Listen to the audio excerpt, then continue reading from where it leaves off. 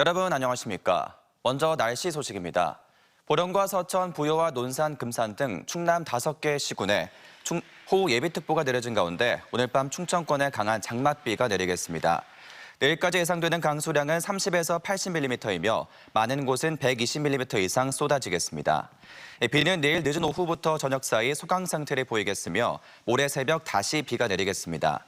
기상청은 산사태와 시설물 붕괴, 저지대 침수에 유의해달라고 당부했습니다. 내일 아침 최저 기온은 23에서 24도, 낮 최고 기온은 26에서 30도로 평년과 비슷하겠습니다.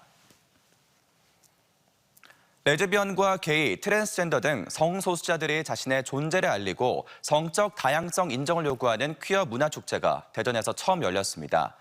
기독교 단체를 중심으로 한 시민단체들도 인근에서 동성애 반대를 외치며 맞불 집회를 열었는데요. 다행히 큰 충돌 없이 마무리됐습니다.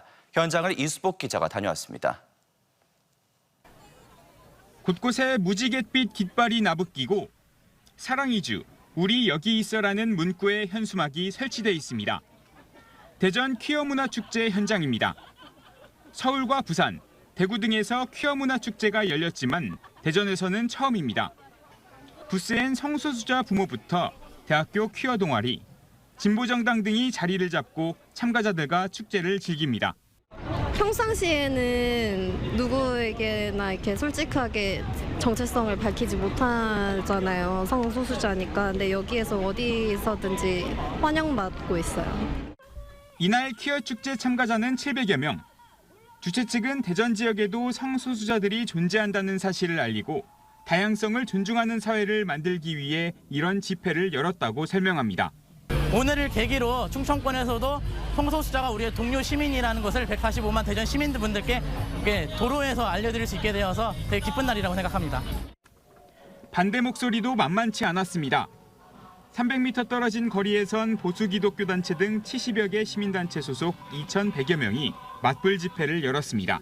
남자와 남자의 결합, 여자와 여자의 결합이 도덕적, 양심적, 법률적으로 가정이라고 인정할 수 없었기 때문에 이렇게 참여하게 되었고요. 이들은 퀴어 축제 참가자들이 왜곡된 성 가치관과 정체성을 옳은 것처럼 포장하려 하고 사회적 약자라고 자처하며 각종 특혜와 특권을 요구하고 있다 비판합니다. 공개 장소에서 시행하면서 이 아이들로 하여금 조기 성애화가 되고 성에 눈뜨게 만들고 이렇게 하는 거는 아이들의 앞날을 위해서, 우리나라의 앞날을 위해서 적합하지 않다. 우발 상황을 대비해 집회 현장에 경찰 1,280명이 투입됐습니다. 일부 시민들이 퀴어 축제 참가자들의 행진을 막는 소동이 벌어지기도 했지만 집회는 양측의 큰 충돌 없이 마무리됐습니다. TJB 이수복입니다. 대전시의원이 30대 여성을 상습 성추행했다는 TJB 단독 보도와 관련해 가해자로 지목된 시의원 A씨가 지난밤 국민의힘을 탈당했습니다. 국민의힘 대전시당은 A씨에게 성추행 의혹에 대한 소명 자료를 요구했지만 팩스로 탈당계를 제출했다고 설명했습니다. 앞서 국민의힘은 소명서를 받아 오는 9일 징계 여부를 결정할 예정이었지만 A씨의 탈당으로 당내 징계 절차를 밟을 수 없게 돼 꼼수 탈당이란 비판이 나오고 있습니다. A씨는 지난 4월 총선 당시 모 후보 선거 사무실에서 근무하던 30대 여성을 상대로 상습적인 성추행과 성희롱을 벌인 혐의로 피소됐습니다. 한 점당 200원 규모의 고스톱 화투를 친 혐의로 재판에 넘겨진 70대 3명이 2심에서도 무죄를 선고받았습니다. 이들은 지난 2022년 11월 14일 저녁 8시쯤 충남 보령에 있는 한 주택에서 한 점에 200원을 지급하는 방식으로 고스톱 화투를 벌인 혐의로 기소돼 1심에서 무죄가 내려졌습니다. 재판부는 피고인들이 잃고 얻은 돈이 4,000원 규모인 점을 고려하면 심신풀이와 치매 예방을 위해 고스톱을 친 것으로 보인다고 판시했습니다.